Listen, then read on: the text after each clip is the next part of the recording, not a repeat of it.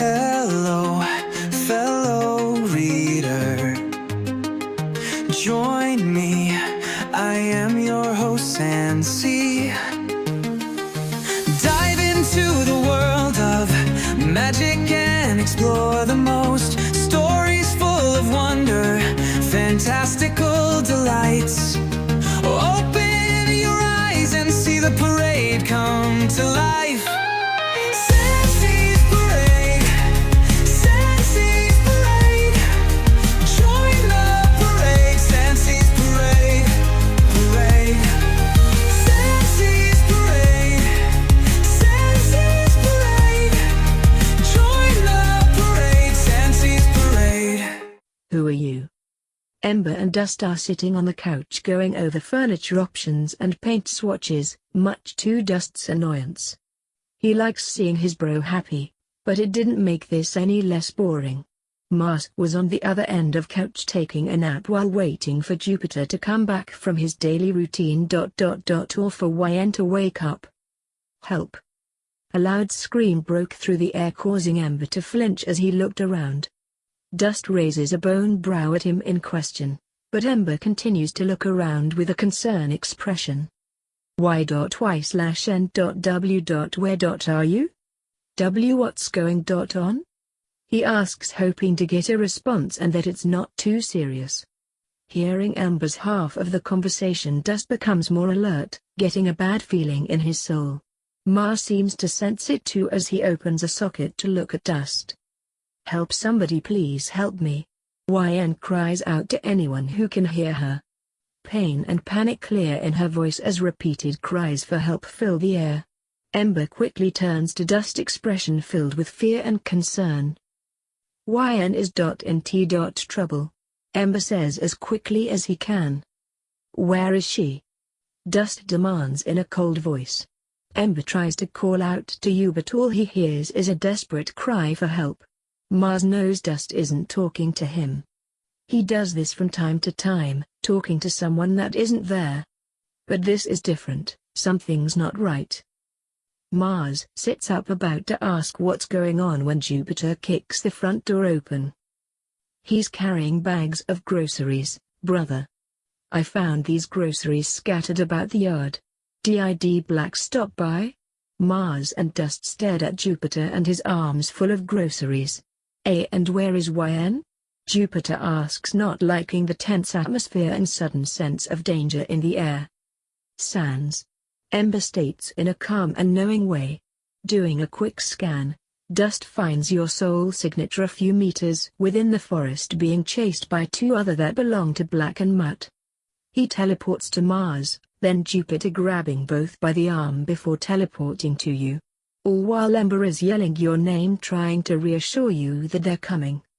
They arrive in a small clearing. The first thing they notice is your sound. Instead of your bones making their usual xylophone sounds, a soft and soothing lullaby.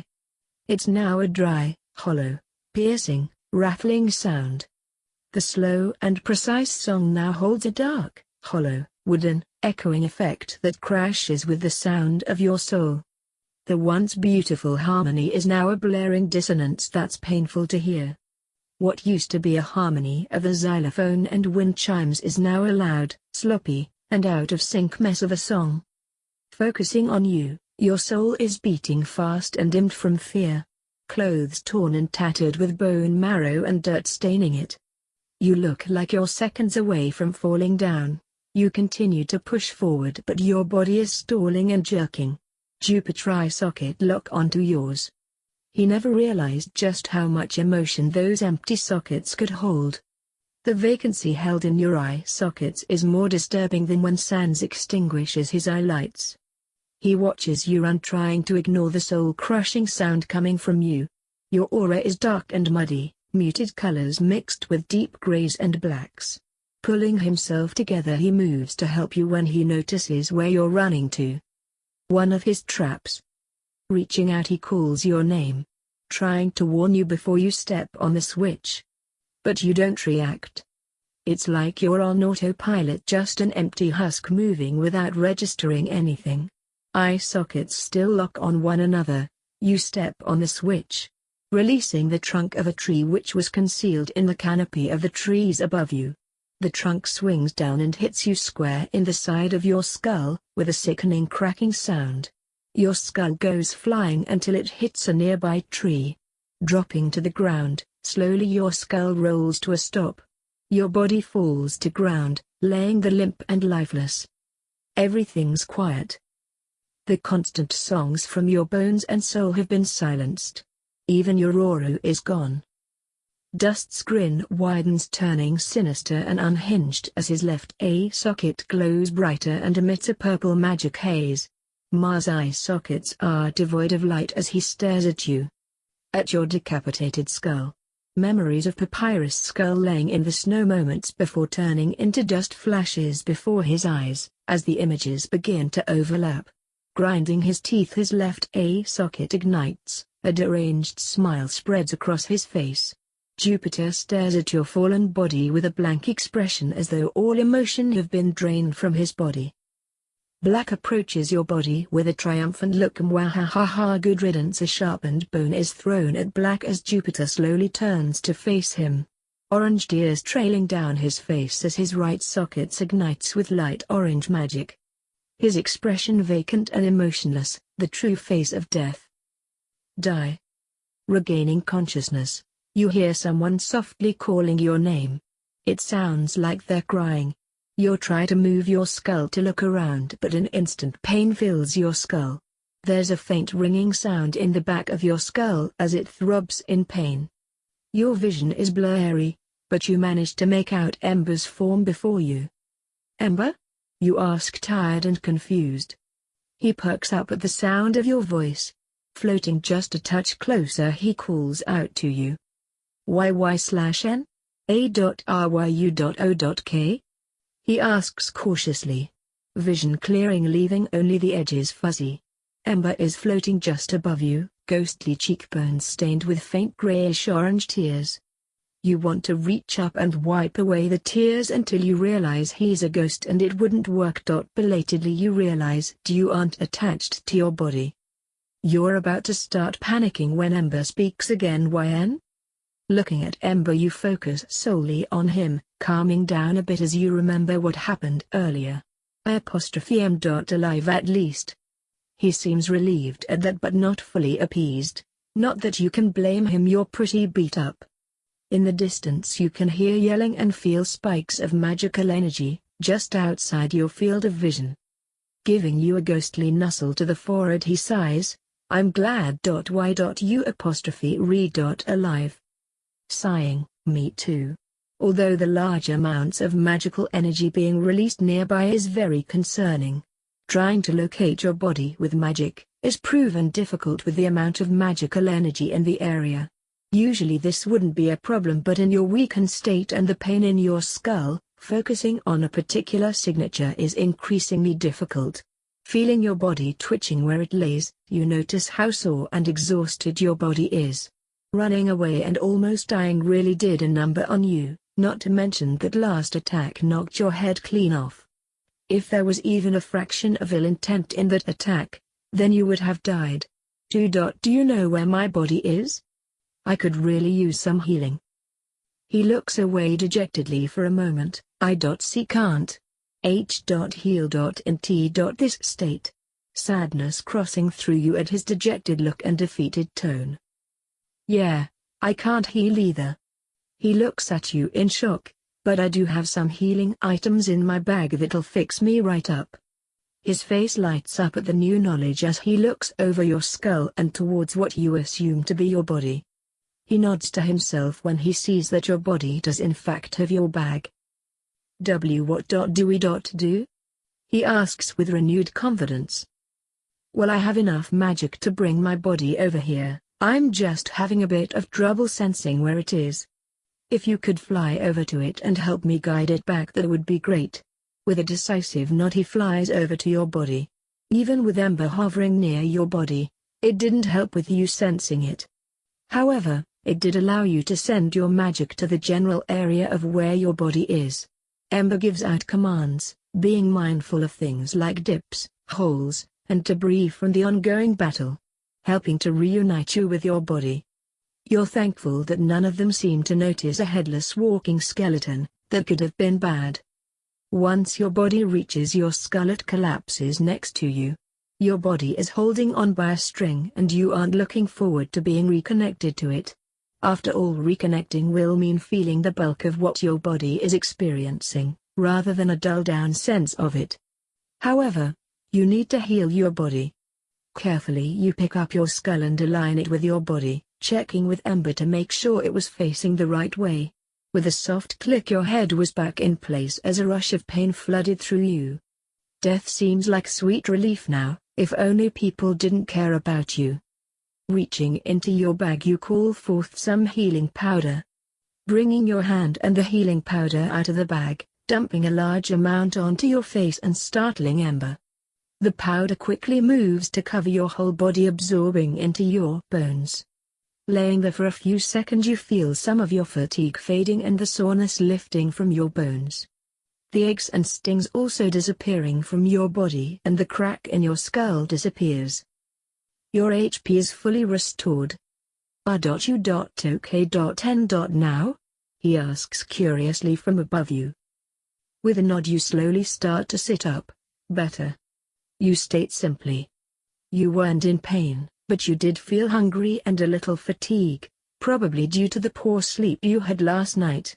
The bone lotion in your bag will help replenish some nutrients and a bit of energy.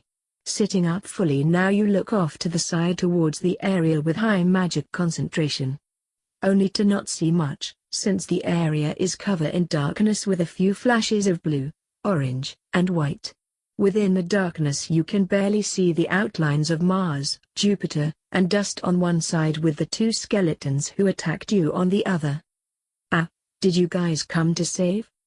Ember floats up beside you with a reassuring smile. "Of course. We did. That actually makes you feel special. Not many skeletons are willing jump into battle to save a fellow skelly." "Oh, thanks guys." Looking into the darkness, you think about how to handle this situation. Your friends are fighting to protect you and you were attacked by two monster skeletons, but you don't know why. After thinking for a bit, you decide that you're just tired. You really don't feel like dealing with this or possible death. "We should probably end this fight before someone dies." Slowly standing up, Ember nods in agreement until you start heading towards the encounter. Looking concerned, Ember catches up to you. "Have.A.P. Yup. Not really, honestly. You don't feel like doing anything today. Today's just a bad day. A really bad day. Maybe you can convince Dust to teleport everyone back home. That would be easiest option." Walking into the darkness, you hear Dust chuckling. "It's cold and empty. You really think that'll stop me?" Dust states smugly with a wicked smile. Hands in his pockets, spiked bones appear around him. He's about to strike when a bright beige light shines through the darkness. Standing in the darkness is you with your glowing beige soul lighting up the area around you. Cupping your soul gently, "Hey, you aren't supposed to be out here," you say with fondness in your voice. Just as quickly as your soul was brought out, it was gone. Your soul retreating back into your body as the darkness around you slowly dissipates. You're about to sign to them asking what's going on when Dust appears in front you, with a hard-to-read expression. He quickly grabs you and proceeds to teleport to Mars and Jupiter before teleporting back home. You appear in the living room of the Skell brothers' house. Everyone lets go of Dust's, but no one moves away from you. Looking at everyone, multiple emotions pass through their expression. They have many questions but don't know where to start. "Do you guys want to talk about it on the couch?" you suggest with a reassuring aura. Snapping them out of their thoughts, Jupiter quickly scoops you up and carries you over to the couch, being extra gently with you as if you were made of glass. He looks guilty with a hint of nervousness as he lowers you onto the couch. Shortly after, Mars comes over and starts inspecting you. He gently moves your arms and phalanges, bending them to make sure they're okay, before moving on to do the same thing with your legs. Next, He gently examines your skull before performing a check on your soul. Even after his thorough check and asking if you're okay, he still seems concerned that you might be in pain. Despite the situation, you can't help but let out a small chuckle at the fluster skeletons. It's really rare to see a skeleton caring this much for another skelly's well-being, especially after a fight. Reaching into your bag, you pull out another health potion and offer it to Mars. He's sweating buckets and his clothes are littered in cuts. He doesn't take the potions, insisting that you save it for yourself. So, you throw it on him. He looks confused for a moment, but his expression soon goes to one of understanding as the magic starts working. Once he's all healed up, he sits beside you. Grabbing your hand and interlocking his fingers, he gives your hand a gently squeeze. You do the same, figuring he must need some reassurance that you're actually here and that you're alive. "How are you alive?" Dust demands with tension in his voice. Mars glares at Dust as he squeezes your hand tighter, while Jupiter flinches harshly at his words. Tilting your head, you answer his question. "Our bones can separate, or we can disconnect our bones at will. Of course, if there's enough outside force, it can forcibly disconnect our bones as well, like what you guys saw earlier. That was really hard to sign with one hand, but based on how hard Mars is gripping your hand, you don't think you'll be getting that back for a while." Sighing, you gently rub your thumb against the back of his hand, happy that he loosened his grip a touch. Dust looks like he wants to ask more question, but you cut him off. "I know it isn't exactly night time, but how about we have a movie night?" Looking around the room, everyone is looking at you like you've grown a second head. Maybe they thought you'd be more freaked out about this than you are? Guys, listen, I know today got off to kind of hectic, and emotions are high right now. But I don't think anyone is in the mood for this right now. Or murder. You emphasize the murder part towards Dust, who is currently heading towards the door.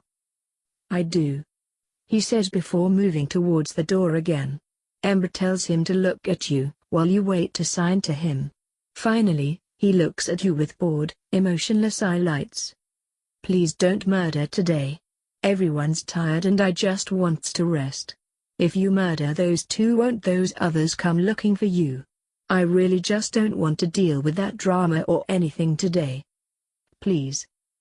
Dust stares at you for a long moment. Various emotions pass through his face as he has an internal battle with himself and possibly Ember. With a resigned huff, he mumbles something under his breath and sits in one of the armchairs. Jupiter, who has been standing nervously in the middle of the living room, volunteers to cook lunch and runs off into the kitchen. Mars moves to lay down across the couch and pulls you along with him. Causing your head to rest against his chest, he rubs soothing circles on your back with one hand while still holding the other. It's weird feeling a skeleton's ribs rise and fall with their breathing, but it's oddly relaxing. His magic plus is very faint. You barely notice it. Listening for the sound of his soul, you barely manage to pick it up.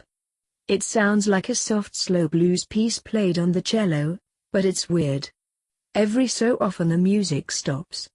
Not intentional rests in a song, or in a broken record way, or in the way someone might pause a song only to unpausing it kind of way. No. This was like an incomplete song. A song with various parts missing, like someone erased parts of the song at random. Despite the missing bits of his song, it still sounds beautiful.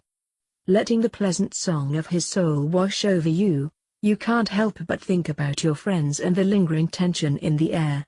Hopefully things will get better as the day progresses. YN. LV1. HP3. 80K2. Def 0. Your friendly mystic skeleton. Please don't attack the skeleton. Black is in his room laying on his bed as he stares up at the ceiling. He managed to check your soul before you were teleported away. Y/N. He whispers your name as he remembers the encounter. He thought you were dead, yet you walk into the encounter without a care in the world.